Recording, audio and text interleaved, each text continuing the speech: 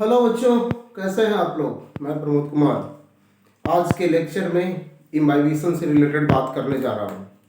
तो देखिए इम्बाइबिशन की बात, इम्बाइबिशन। ओके, देखो इम्बाइबिशन में क्या चीज़ है। सबसे पहले आप सिंपल डिफ्यूजन को समझो।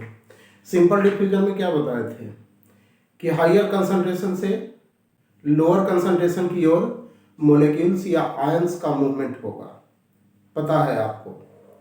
यहाँ पे क्या होती हैं कि ये भी ए टाइप्स ऑफ डिफ्यूजन ही बोल सकते हो, लेकिन सॉल्वेंट मॉलिक्यूल का, क्योंकि किसी भी सॉलिड सब्सटेंस को जब रखते हो वाटर के अंदर तो वाटर का कंसंट्रेशन ज़्यादा है, वो सॉलिड सब्सटेंस के साथ एडजॉर्ब होएगा।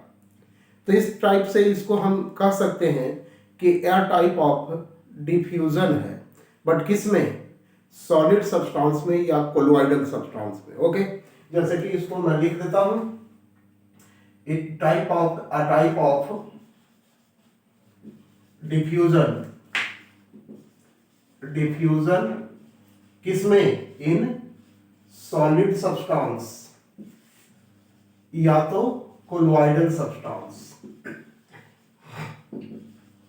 Colloidal substance. सबसे पहले इसको ध्यान में रखोगे। अब इसके डिफिनीशन की बात करता हूँ। डिफिनीशन की बात करने से पहले दो बात और भी देख लो। एक टर्म लिख रहा हूं इम्बाइवेंट और दूसरा इम्बाइबेट। इम्बाइबेट, देखो इधर तो लग रहा है एक जैसा ही दोनों का मीनिंग, इधर में थोड़ा सा अंतर हो गया है। यहाँ एंट की ओर की तरह है, यहाँ एट की तरह। इन दोनों में डिफरेंस ध्यान में रखोगे। तो एट जहां टर्म आया ना, मतलब इम्बाइबेट, तो वो सॉल्वेंट के लिए उपयोग करोगे। जैसे कोई भी सॉल्वेंट मॉलिक्यूल है, जैसे वाटर है, वाटर के लिए उपयोग करोगे। लेकिन इम्बाइबेंट किसके लिए उपयोग करोगे, तो जिसमें इम्बाइबिशन होने जा रहा है, मतलब कि ये जो सॉलिड सब्सटेंस या कोलोइडल सब्सटेंस बताए थे आपको, वो हो गया इम्बाइबेंट। सॉलिड सब्सटेंस या कोलोइडल सब्सटेंस वो इम्बाइबेंट हो गया। इतना क्लियर हुए। अब इसका डिफिनीशन देखिए। इसको हम एक फिजिकल प्रोसेस बताते हैं। It is a physical process in which imbibate absorbed, यहां एब्जॉर्ब नहीं लिखे हैं, एडजॉर्ब लिखे हैं। आगे बताता हूं एब्जॉर्प्शन और एडजॉर्प्शन में क्या डिफरेंसेस है। इम्बाइबेट एडजॉर्ब्ड बाई इम्बाइबेंट, मतलब solid substance, by imbibant and swell up, मतलब कि कोई भी सॉलिड सब्सटेंस जिसको यदि वाटर में डालते हो तो उस वाटर मॉलिक्यूल को एडजॉर्ब करता है और वो सॉलिड सब्सटेंस स्वेल कर जाता है। तो यही फेनोमेनन क्या कहलाता है, कॉल्ड इम्बाइबिशन। इस फेनोमेनन को क्या बोलोगे जी, इम्बाइबिशन के नाम से जानोगे। सिंपल तो हो गया। अब देखो कि जब, जैसे एक एग्जांपल से भी समझ लो, जैसे कि ग्राम सीड को आपने देखा होगा। ग्राम सीड को पानी में डाला होगा आप स्वेल करने के लिए, फूलने के लिए। तो पानी में डालते ही वो स्वेल नहीं करता है, कुछ टाइम पीरियड लगती है, घंटा, 2 घंटा, 4 घंटा, इस तरह से टाइम पीरियड लगती है। तो सबसे पहले वाटर मॉलिक्यूल चना के सरफेस के साथ अटैच्ड होता है। तो जो सरफेस के साथ, मॉलिक्यूल के सरफेस के साथ वाटर मॉलिक्यूल सॉल्वेंट का अटैचमेंट हुआ, इसी फेनोमेनन को एडजॉर्प्शन के नाम से जानेंगे। ठीक है।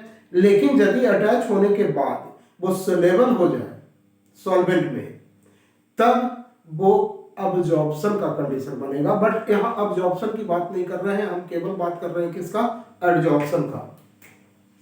ठीक है। अब एक बात और यहाँ पे ध्यान देना है कि जब एडजॉर्प्शन हो जाएगा, मान लो कि यही सॉलिड सब्सटेंस है, इसके सरफेस के साथ अटैच हुआ वाटर मॉलिक्यूल, सॉल्वेंट मॉलिक्यूल, तो इसमें जो एनर्जी स्टोर्ड होता है पोटेंशियल फॉर्म में, वो वाटर के एडजॉर्प्शन के बाद वो काइनेटिक फॉर्म में बाहर निकलना शुरू हो जाता है। मतलब इसी फेनोमेनन को हम किस नाम से जानेंगे? हीट ऑफ हाइड्रेशन के नाम से जानेंगे। ये सब केमिस्ट्री में पढ़े होंगे कि जब कोई भी सॉलिड मॉलिक्यूल सॉल्वेंट के साथ वाटर के साथ अटैच करता है तो वहां से एनर्जी रिलीज होना शुरू होता है। तो ये कौन सा प्रोसेस हो गया? Heat of hydration. मतलब कि during imbibition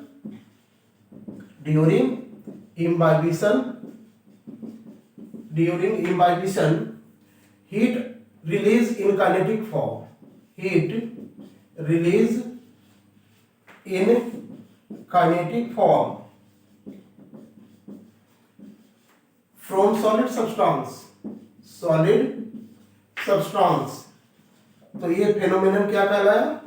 heat of hydration, called heat of hydration.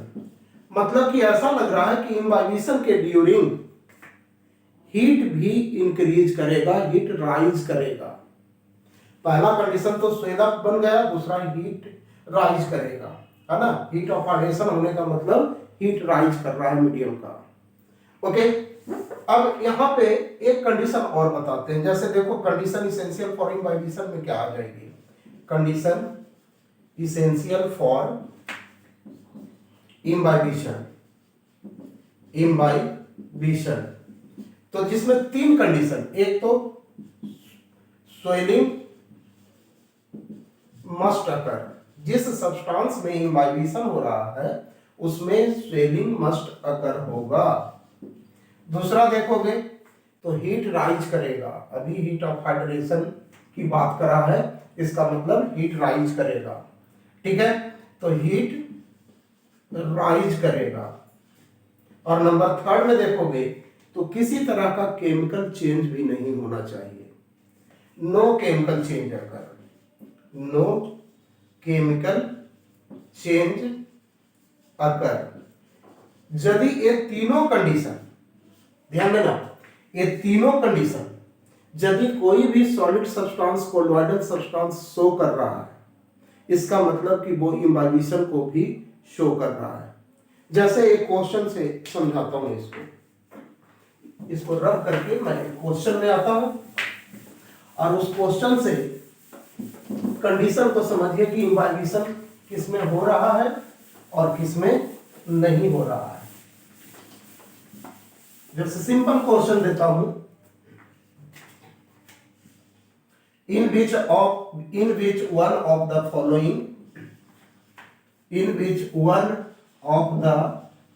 following substance show imbibition,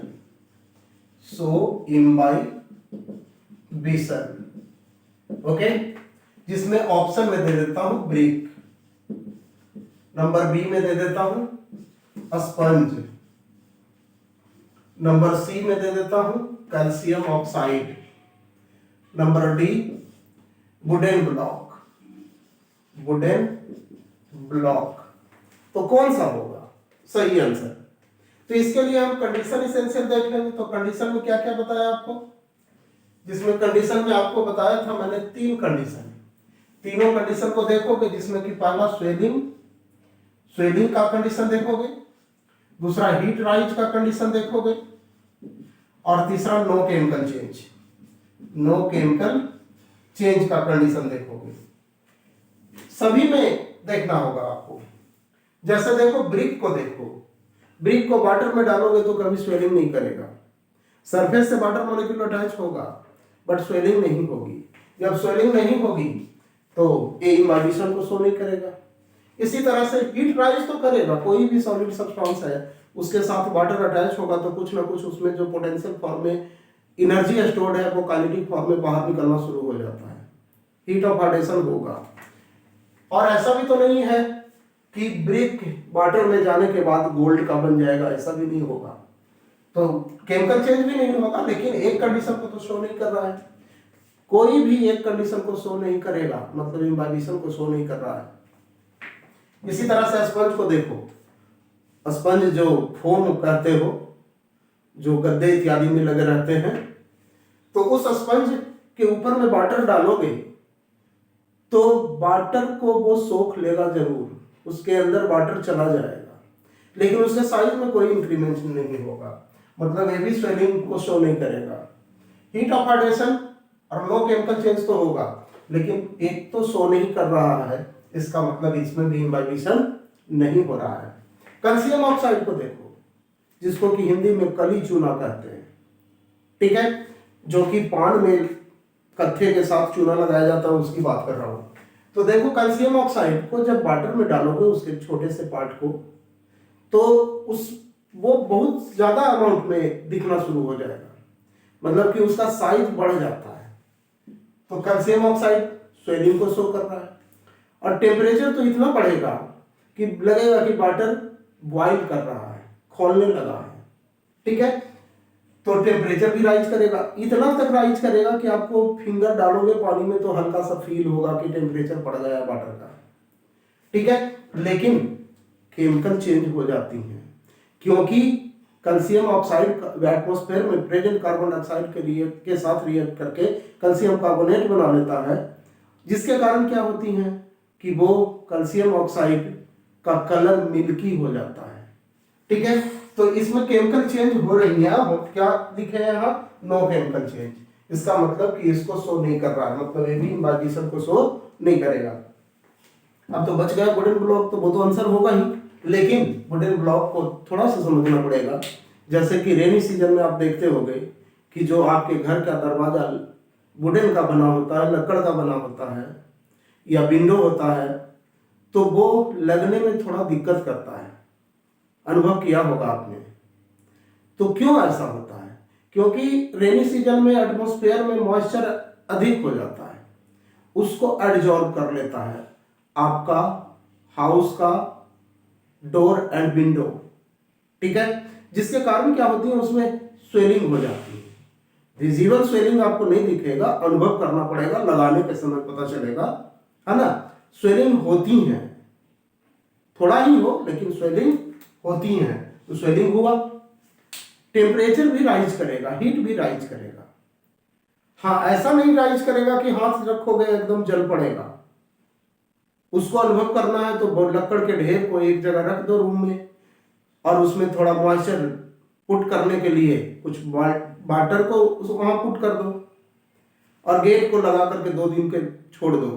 उसके बाद उसमें जाओ, देखो कितना उमस सा गर्मी फील होगा, है ना। इसका मतलब कि हीट ऑफ हाइड्रेशन यहाँ भी हुआ है, टेम्परेचर हीट राइज करा है।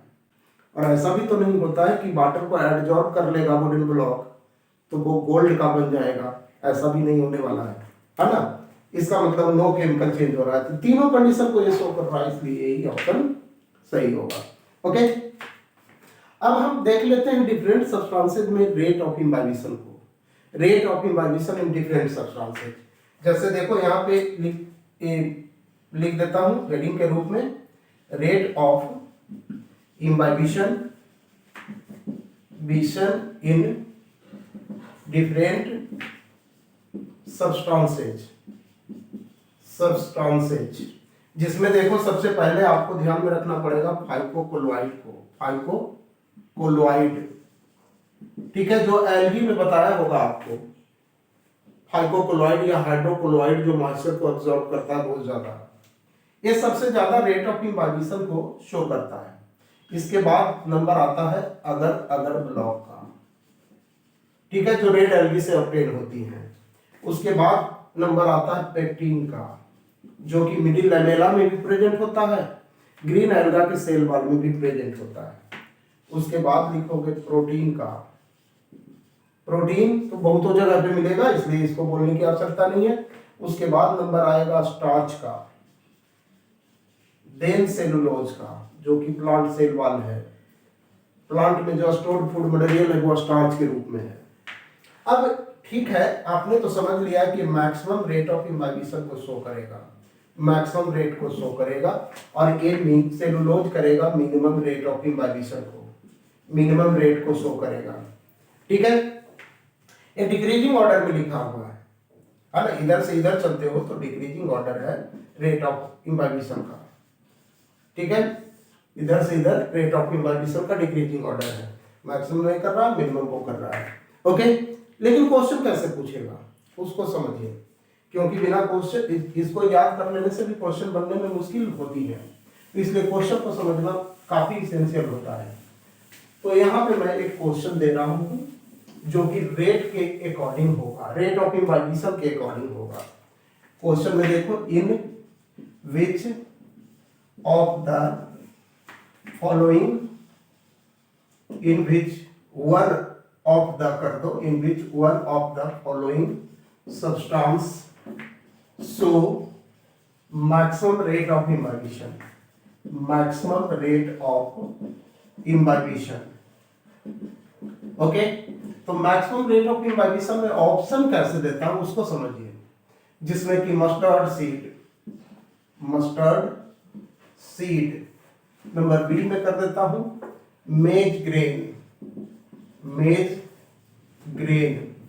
नंबर सी में देखोगे तो castor seed, castor seed. Number D में चलोगे तो ग्राउंड सीड की बात कर लेता हूं।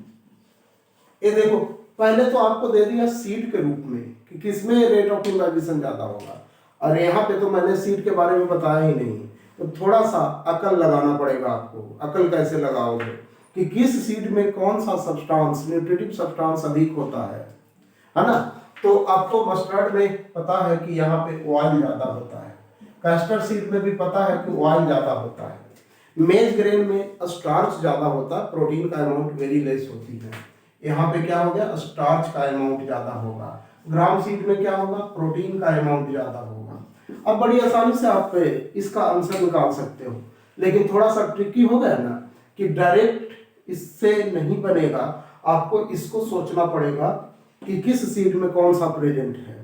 जितना भी लेग्यूम है उसमें तो प्रोटीन ही प्रेजेंट होता है ज्यादा। तो देखो, तो यहाँ तक फाइकोकोलॉइड अगर पेक्टिन तक तो यहाँ कुछ आया नहीं है, आया कहाँ से, प्रोटीन, स्टार्च, सेलुलोज, ये सब को सोच सकते हो। तो प्रोटीन में मैक्सिमम रेट ऑफ इम्बाइबिशन है देन द स्टार्च। ऑयल का तो कहीं बात ही नहीं करा, ऑयल तो जनरली हाइड्रोफोबिक नेचर का होता है ना, वाटर के साथ वो तो सोलेबल होता ही नहीं है। तो जो उसका एंडोस्पर्म होगा जिसमें फैटी सब्सटेंस होगा इन सीड में, वो तो वाटर के साथ सोलेबल ही नहीं होगा।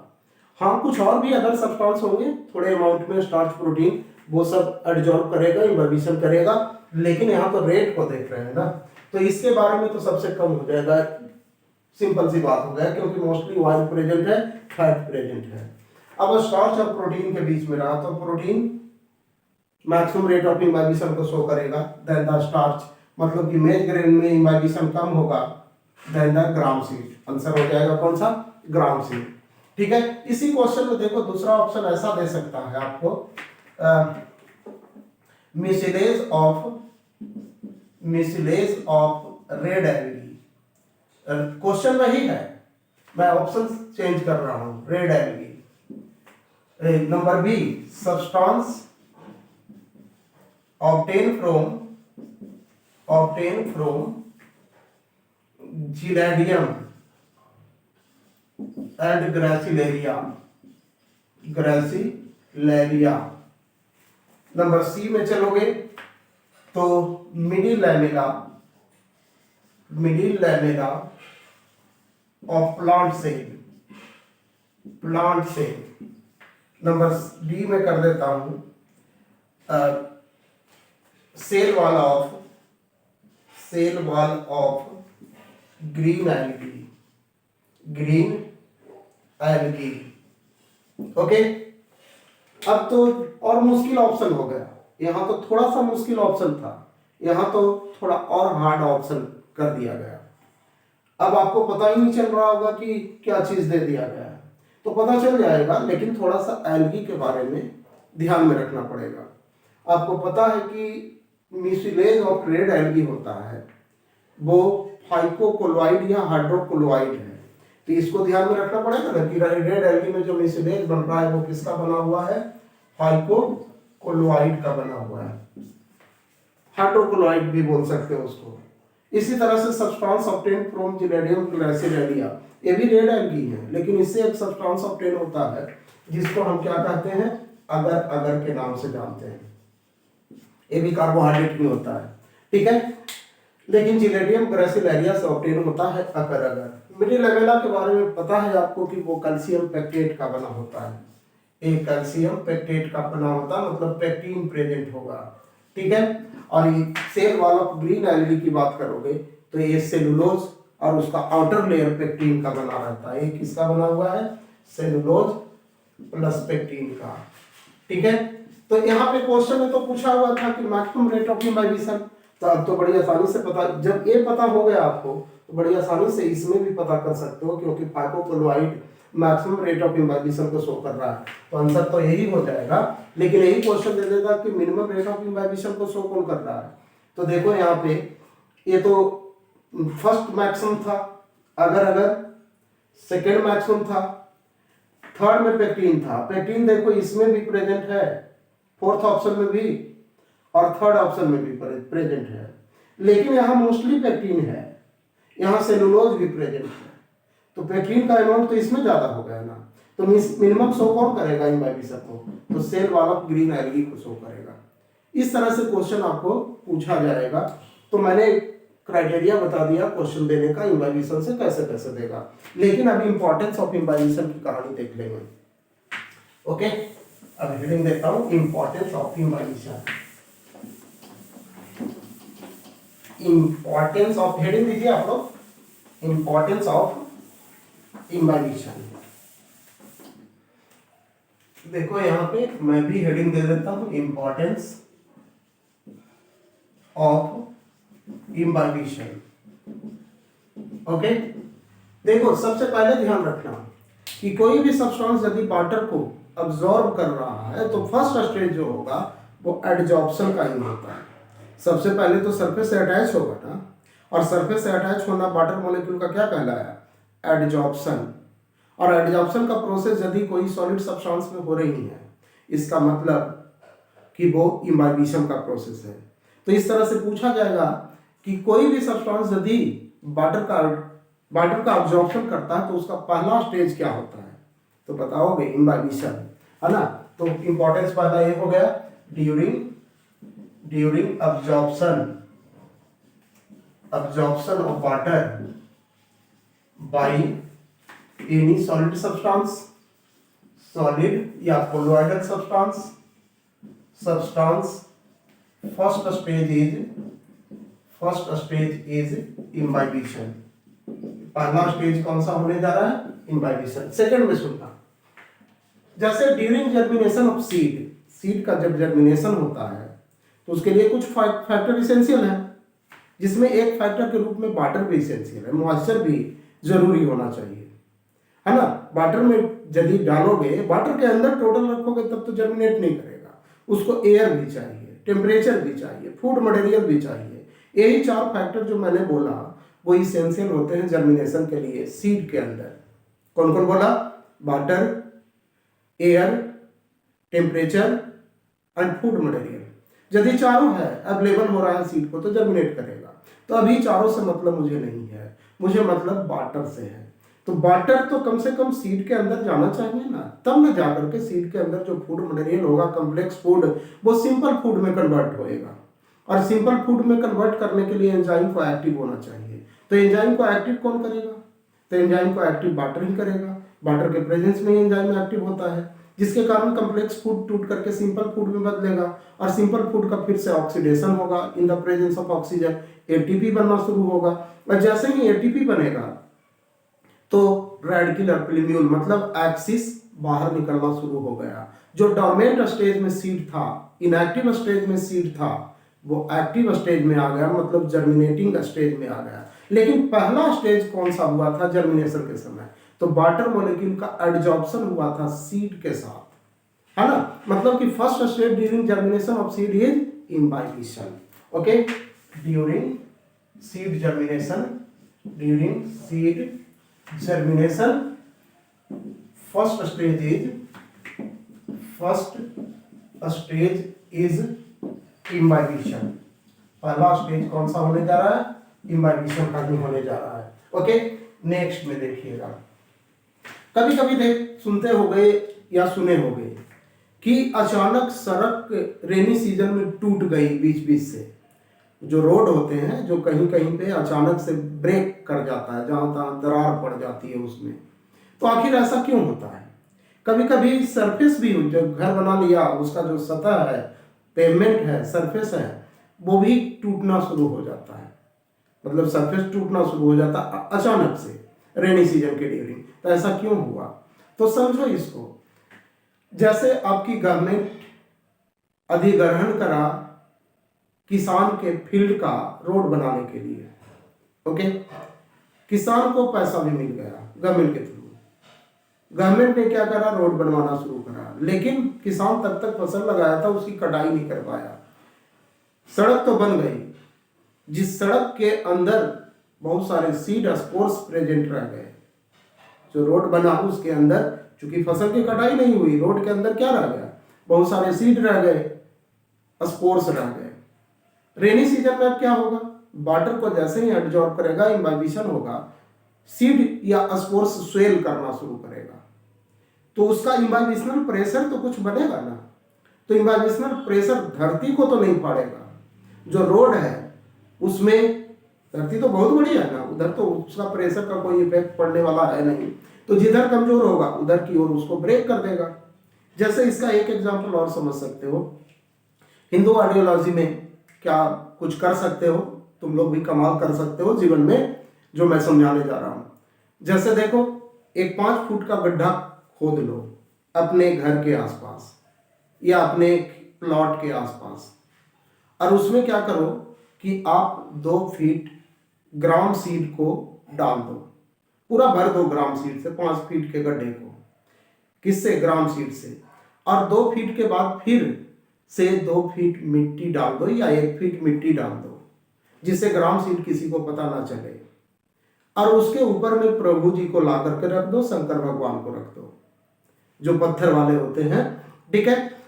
अब क्या करो, ऊपर से भी मिट्टी से प्रभु जी को भी ढक दो, रेनी सीजन का इंतजार करो। जैसे जैसे वाटर आता जाएगा रेनी सीजन में, मॉइस्चर पहुंचेगा सीड के पास, उसमें इम्बाइबिशन होगा, वो सेल करेगा, उसका इम्बाइबिशनल प्रेशर ऊपर की ओर लगना शुरू होगा, प्रभु जी धीरे धीरे बाहर निकलना शुरू होंगे। बस ढोल बजा देना है, सिंदूर टिकली लगा देना है, मंदिर बन जाएगा, कमाई का जरिया बन जाएगा, मजा उठाओगे, ठीक है। तो इस तरह से हम ये बताना चाह रहे थे कि during rainy season sometime road and pavements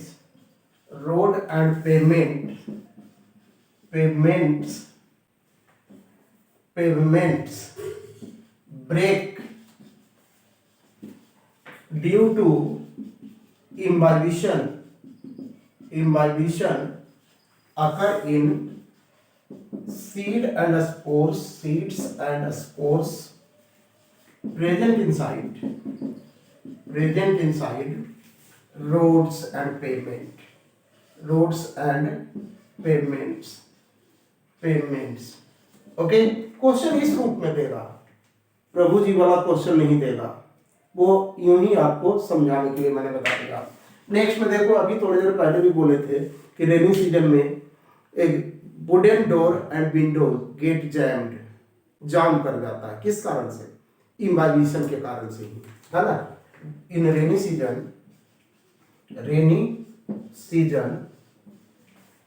wooden door and window gate jammed due to imbibition. इसी तरह से एक और भी देख सकते हो कि प्री हिस्टोरिक ह्यूमन क्या करते थे। प्री हिस्टोरिक ह्यूमन ये क्या करते थे ना कि बड़े बड़े जो बोल्डर होते थे, चट्टान जिसको कहते हो, उसको तोड़ने के लिए इम्बाइबिशन का उपयोग करते थे। उनको पता नहीं था इम्बाइबिशन के बारे में, लेकिन वो अपनी अनुभव से बोल्डर्स को तोड़ लेते थे। उसमें इम्बाइबिशन का ही प्रोसेस होता था। कैसे? जैसे देखो, एक बड़ा सा बोल्डर यहाँ मैंने बना दिया इस तरह से। इसको वो क्या करते थे कि मोटे रस्से की सहायता से एक साइड से जोड़ दिया, दूसरे साइड से जोड़ दिया, और इसको धरती के साथ अटैच कर दिया। ठीक है। और इसके नीचे में बहुत सारे लक्कड़ को रख देते थे, है ना, इस तरह से लक्कड़ के जो छोटे बोल्डर, लक्कड़ के जो भी पार्ट होते हैं उसको इस बोल्डर के नीचे, इस स्टोन के जो बोल्डर है उसके नीचे रख देते हैं। मतलब ऐसा सोच सकते हो कि वुडन ब्लॉक को रख दिया है मेनी नंबर में। फिर रेनी सीजन का इंतजार करते थे। तो रेनी सीजन में क्या होगा, वुडन ब्लॉक भी इम्बाइबिशन शो करेगा, स्वेलिंग होगा, उसका इम्बाइबिशनल प्रेशर बनेगा, उसका प्रेशर तो ऊपर की ओर लगेगा। तो क्या होता था, बोल्डर बीच से ब्रेक कर जाता था, इस तरह से बोल्डर बीच से ब्रेक कर जाता था। कितना चालाक थे पहले वाले लोग, अब भी चालाकी कर सकते हो, अब तो इम्बाइबिशन के बारे में जान गए आप। तो प्री हिस्टोरिक ह्यूमन यूज करते थे इम्बाइबिशनल प्रोसेस को, किसके लिए, तो ब्रेकिंग द बोल्डर्स। ठीक है, यहां तक इम्बाइबिशन की कहानी हो गया बच्चों। अब इसका फायदा उठाइए और मुझे भी थोड़ा सा फायदा दीजिए, लाइक सब्सक्राइब कर करके। Bye bye.